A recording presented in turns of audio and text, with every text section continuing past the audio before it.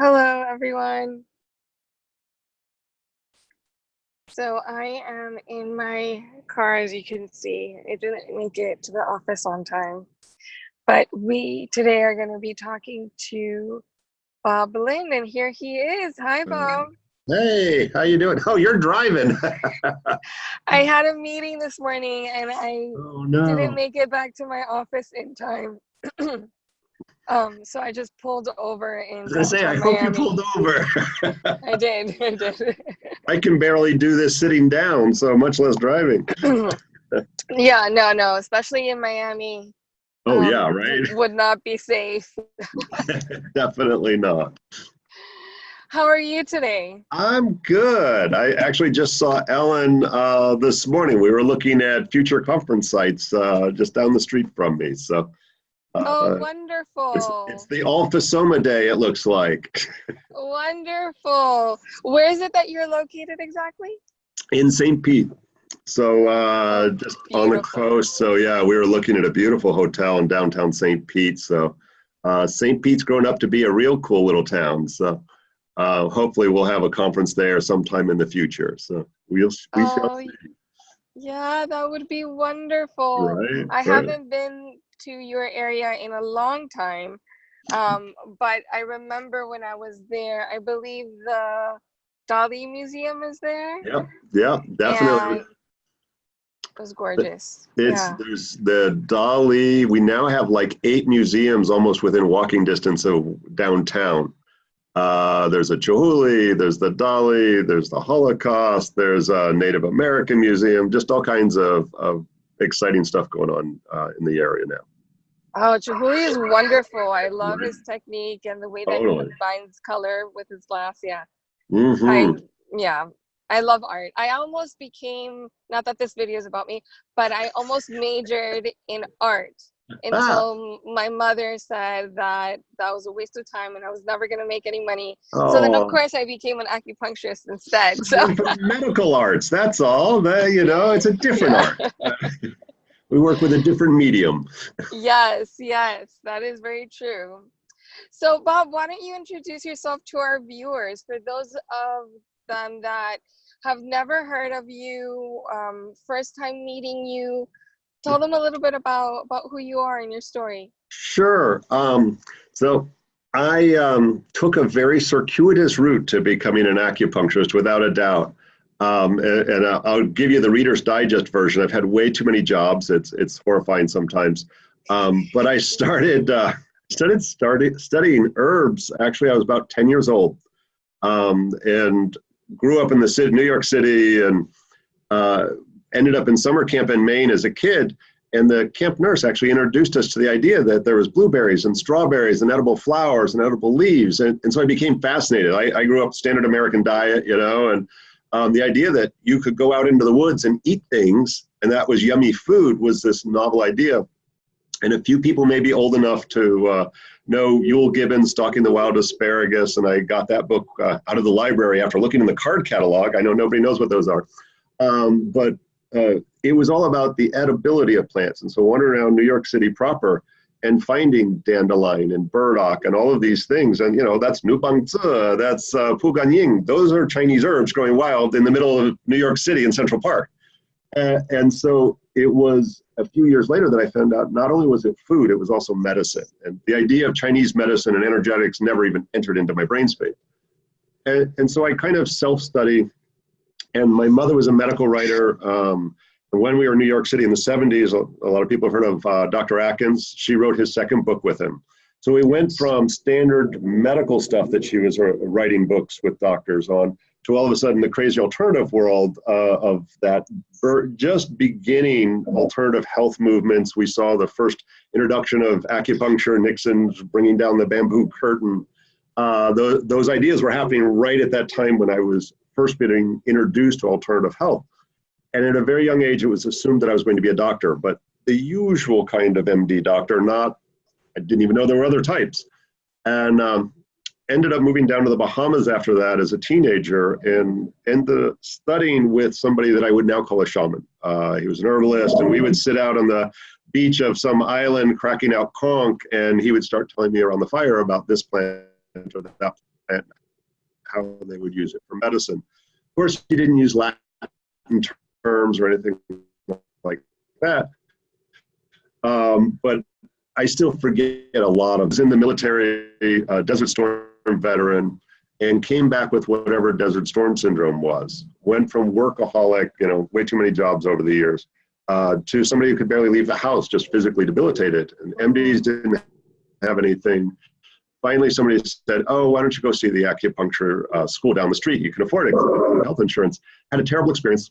Really, just I'm terrified of needles, and so big tough army guy, you can handle needles. And I was like, Went a second time, luckily, to see a different person. Had a wonderful experience. But what had happened is I was probably close to 30 years old at that point. They introduced me to the idea that not that we take an herb for this symptom, but the idea of diagnostics and energetics outside that medical construct. And it opened up this whole world that here I knew all these nutraceuticals. I knew all of this Western herbal plant medicine, tropical herbal plant medicine. I didn't know anything about energetics. Never heard that word in my life. And so when she introduced it, and she's still a practitioner in this area, so I see her whenever we go to conference. It's really exciting for me that, you're the reason I'm here. Yeah, Cheryl that's Cawthorn, amazing. I love her. Yeah, and so I got better, and it was through acupuncture and moxibustion, herbal medicine in particular. The mox and the herbs were what I did every day. And that literally made me well. And so now I can be a workaholic and burn myself out again. No. So about 25 years ago, I ran away to acupuncture school, and there was a school here in St. Pete that it's not open anymore, and it was a great school. All my teachers were PhDs, right? It was really exciting. And for me, acupuncture was interesting, but it was all about the plants then. And I was lucky we had a really good diagnostics teacher, and to be able to learn the herbs directly through PhDs from China really helped me solidify my understanding of energetics of them. But I was still fascinated with the plants that grow here. What did the people here in Florida use? And so now, 20 years later, I've got probably the largest herbal apothecary in Florida. We have well over 800 herbs, raw herbs, Wow. full powdered concentrate, and a large apothecary of pre-mades. I grow 150 different medicinals here in my house. We also have a garden at my practice. There's 4 acupuncturists. I don't know, I lose count. A couple of herbalists running around, and we've got an herb school teaching both Western and Chinese herbal medicine.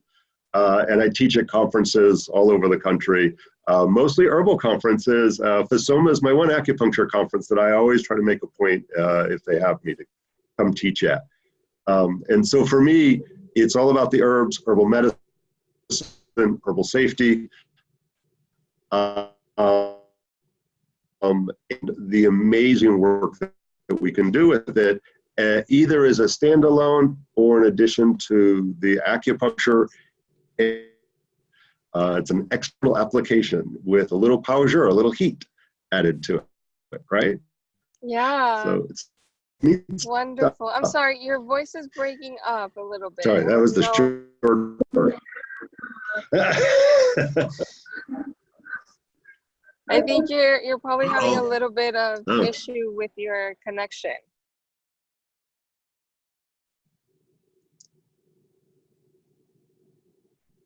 Are you there?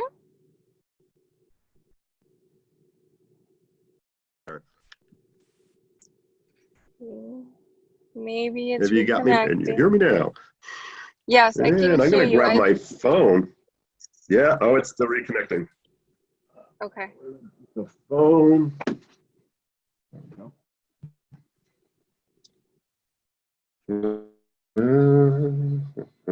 I don't know if you can hear me right now. There we go. There you are. I can hear you. You got me? All right. Awesome. Yeah. Hopefully we didn't lose too much there. It seems to have stabilized a little bit. All right. I don't know about where you are, but we got all kinds of crazy thunderstorms running around. So there might have been a little waver in all of the magical connections. I'm going to put on a mobile hotspot just in case so I can switch over. Okay. All right, that one's going. All right, hopefully it's working now. Perfect. I know So needless to subject say, matter. I'm always excited.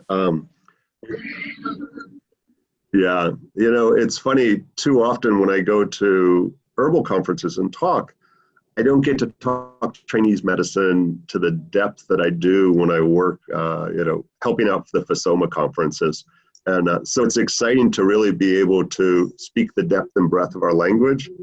But it's always interesting. I found in one of my favorite classes, obviously, to teach is herbal safety, because it's too often that's not discussed in the Chinese herbal circles. And for the acupuncturists, how do we know whether our herbs are safe? And are they being tested properly? And what are the legal ramifications of us using them? And how do we make sure, because I hate to say it, there's a lot of junk out there. And there's some ultimately illegal practices, illegal labeling that's happening on products that we probably don't think twice about. And, and it's nice. I don't represent any companies, so I'm not pushing a product. I don't sell any special products or anything like that. And that's tough to find somebody, who's not pitching their stuff. I got nothing to sell. So for me, it's important, and it's been the mainstay of a lot of the work that I do. I do a lot of free lectures and things like that. There is a lot of fear around herbal medicine, both through licensed practitioners, but also through the general public.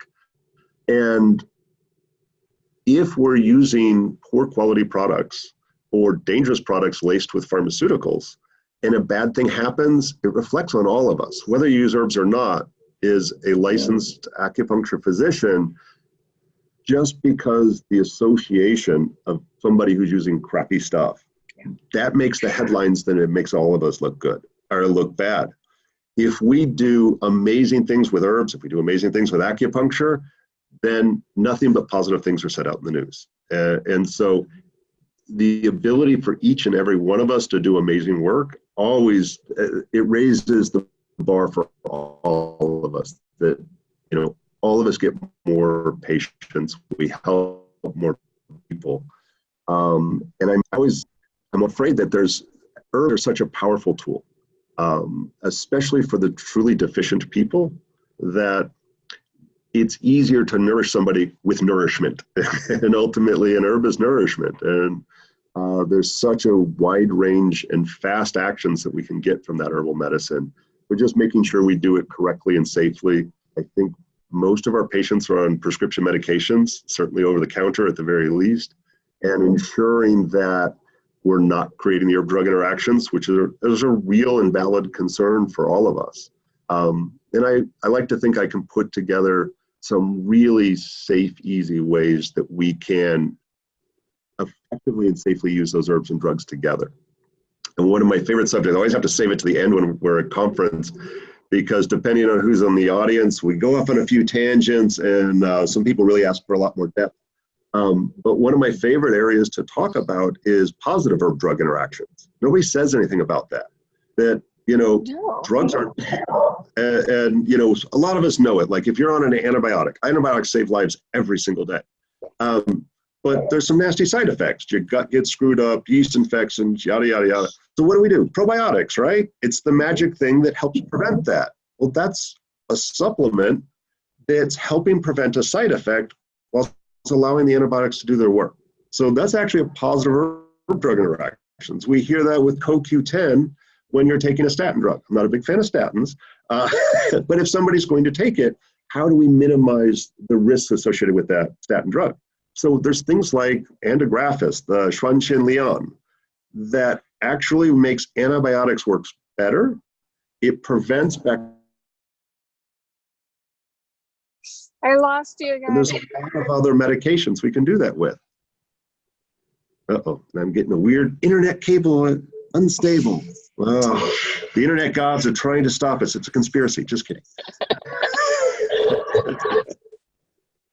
So that's one of my favorite areas to talk about, is those positive herb-drug interactions, so that we stop saying it's like a bad word, herb-drug interactions. If we're using quality products, if we understand the mechanisms of those, we can do better work. And one of the areas we see more and more is we're not us and them with the MDs, we're seeing more acupuncturists are starting to show up in hospitals. They're starting to show up in doctors' offices. We're hiring doctors into our office. Yes. And sorry, there's a conch horn blowing in the background. Ignore it. I'm actually at my house. So what we see is they're asking us questions. Doctors don't know anything about herbs. They barely know supplements. So we can change the way we interact with them and the languaging so that when we say herbs, they go, yes, bring it in. I want my medications to work better and safer with less side effects. And that's ultimately, I would say, the synergy between the two of us is the real magic. So, and then I'm actually teaching 2 classes at FSOMA. So I'm super excited. You are? Yes, Yeah. I'm excited for that. They're using and abusing me. No, I'm super excited. As they rightfully should. Yeah, right. It's funny. I always try to bring something new to conferences. I've done the herbal safety, and it's a little bit more interesting when we look at that particular area of our CEU requirements for relicensure. Herbal safety so often is like HIV and bloodborne, and we've taken that same class 1,000 times. And so herb safety is way more fun. But I try to bring some new stuff to the conference, a little bit more life. A few years ago, we actually did a medicinal herb walk where we went out on the hotel grounds and found Chinese herbs growing wild, and nobody knew. Nobody's ever seen that before. So this time so fun. it's a little different. It totally is. I hope to do that one again. That's what always exciting for me. But the other class I'm doing is medicine making. And, usually when we're in acupuncture school, you're lucky if you learn how to make a decoction, right? Just throw the herbs in a bucket, boil the heck out of them, and drink this nasty swill. And that is certainly the preferred way. I still think that's the best medicine, but some people find it challenging to give that to Americans. There is such a range of other ways that we can make medicine, and I brought some with me. So there's things like salves, where we can infuse into oil, and there's a lot of different ways to do that. We can actually make lotions. This is something you can literally make in your office in nothing flat. And to be able to apply a homemade salve onto a blood deficiency rash can be magical. We can use things like St. John's wort. We can use for neuropathy pain and do it safely. We don't have our drug interactions. We use topical medicines. Kava kava is something that's an antispasmodic, and we can use the Chinese herbal formulas as well to be able to make poultices where we actually grind the plant matter up, add a wetting medium to it, and apply it directly to acupuncture points, to areas of pain, to areas of stagnation. We can make a dramatic shift where if there's cold in the channel, if there's deficiency, to be able to put the medicine directly on that location that's out of whack, disharmonious, will create faster and more powerful results. And then we can really get crazy and add moxibustion on top of that to help drive the medicine into the skin. Nobody teaches that stuff anymore. And it's something that's very easy to learn. It's generally safe. I would say safer than internal herbs. And so we're going to try to look at, and my goal is to do it hands-on. I'm probably going to have to bring some newspaper and plastic sheeting because we don't want to trash the hotel. But we're going to make some medicine. We'll see how many people show up for class. We may have to do it in groups. But the goal is to make some tinctures, which is an alcohol or vinegar extraction. We're going to try to, and I have one, I don't know how well that'll show up on camera, but there's this beautiful red color. This is Wu Wei Zi. This is fresh schizandra berry that we picked up in, I think this was up in New Hampshire. They had this beautiful crop. And to take them fresh and preserve them in alcohol, it extracts all the medicinal components and it doesn't go bad. And so this has actually been cooking in here for a good 6 months. Wow. And just this rich red color that comes from the fresh berry. This is not good GMP. This is something we brought back from South America. This is dragon's blood, Chujie. That is it's super expensive. And I always like to say it's like for a really long time, people have not done all of these fancy things. When you go out into the bush and you're working with the healers who are literally out in the wild, they'll use anything. Nothing goes to waste. And so, no, this is a terrible CGMP. But you know what? This medicine works, especially if we use it topically. And so often we don't think creatively. If we make a tincture, an alcohol extraction of a herbal formula, we can put it in a spray bottle and have a throat spray. There's no magic to that. So sometimes exploring what's the difference between a poultice and a liniment, and a alcohol and a vinegar extraction. Why would we do it? How long do we really have to do it? And there's some cool shortcuts that we can do. Make really strong medicine overnight with some really basic machines that you don't have to spend thousands of dollars for. So I hope to really introduce everybody to some of those ideas. And really, it's, we all enjoyed making mud pies as kids. So making a mess in the kitchen with herbs is freaking awesome. I hope to, it's funny, when we did the herb walk a couple of years ago at a conference, I had literally people in tears because, and sorry for any of the herb schools who are listening, or any of your herb teachers or the acupuncture schools who are listening, but because we're forced into the rote memorization of a bazillion herbs and formulas, it takes the soul out of herbal medicine. Herbal medicine is going out and playing with plants and making a connection with those herbs. And I like to re-engage people with it. And a lot of people come to acupuncture because of their love of plant and plant medicine. So to put hands in the dirt kind of thing, to make mud pies with herbs and slap them on your skin, is a re-engagement of that joy of the plant medicine. So hopefully I touch a few folks with that and get them re-engaged with it. So if nothing else, it'll be something fun that you don't get in acupuncture very much. That is true.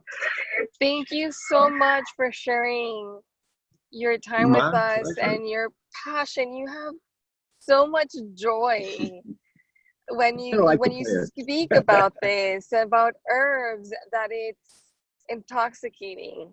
Yes. And it's definitely very inspirational. And I agree, when I was in school, I was really excited about the herb class because I was like, oh, these are plants and how wonderful, they're alive, they have soul, and they have a personality, and they affect you. They impact your life. If food impacts your life, then having wisdom to be able to use herbs as medicine is more impactful. But then you have to remember thousands of individual herbs and then thousands of formulas, and it becomes overwhelming.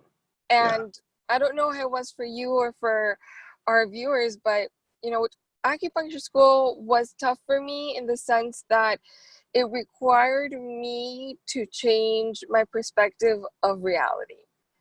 Without a doubt. The world that I lived in no longer existed, and I was entering this new expansive world that was neither black nor white. There's always gray, there's always in between. Shades of gray, yes. Yes, and the energetic world is crazy talk, the idea of wind evil, and yet it's real.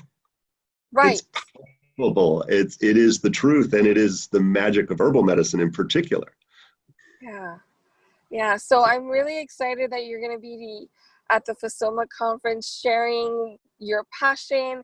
And I love that you're going to be doing hands-on. I think that's wonderful. I mean, like you said, we all like playing with mud when we were kids.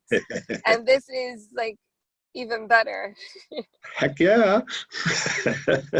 We re-engage our usefulness and do good medicine. Yes. So you also have an herbal school, correct? Yes. Tradition School of Herbal Studies. So we teach Western and Chinese herbal medicine. And a lot of folks don't know that Western herbal medicine has an energetic and diagnostic system that's also outside the medical construct. So we're teaching lay people how to use more than anything, the local plants and the plants of the Caribbean and the tropics, as well as some of those European and North American plants. And it's kind of the Chinese program. I always say, people come to the Chinese program, they're like, oh, I want to prep for the herb boards. I was like, nah, I'm giving you 20 years of my experience. I'm not teaching textbook. And we do clinicals as a part of it. The Western herbal program, I think, is great actually for the acupuncturists, because their patients are coming in with Western herbs, not Chinese ones. And so I know some people say, just stop taking all of them because they don't know. And it's not that Western herbs or Chinese herbs are better, but nobody seems to know the energetics of the Western herbs. And that's really what we teach, because those systems did exist, but we've dumbed down the Western herbs in our society. So it's take echinacea for colds and St. John's wort for depression, and they don't do either of those. And so trying to learn those properly, and so often, I'd say probably about 1/10 of the Chinese herbs are also used in the Western herbal pharmacy. And so nobody uses Latin names anymore. So even IEA, what we use for moxibustion, is mugwort that we use. Qing Hao is Sweet Annie. Mai Zi, I think it is horsetail. There's burdock, dandelion, Solomon seal. Those are all Chinese herbs. So, there's such a cross-pollination between these two systems. And with all the systems. And so we do some really long, both of those are 2-year programs, but we do free classes, we do standalone, and I've just started doing CEU classes again. So I'm trying to make it more available for the acupuncturist. So I was like, no, come because you love herbs, but no, they need some CEUs. So I'm trying to make sure. Yes, we all need CEUs. That's our incentive. That's how you're going to hook us all. Heck yeah.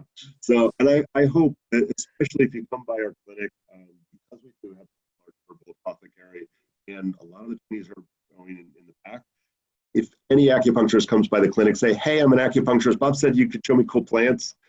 We love showing off all the Chinese herbs and all the medicinal plants. We've got a pond with water plants. We've got all kinds of crazy. I have guerjur growing. I've got Tranchin Lian. We've got Huang Jing. I don't even know what all cool Chinese ones. I got even more at home.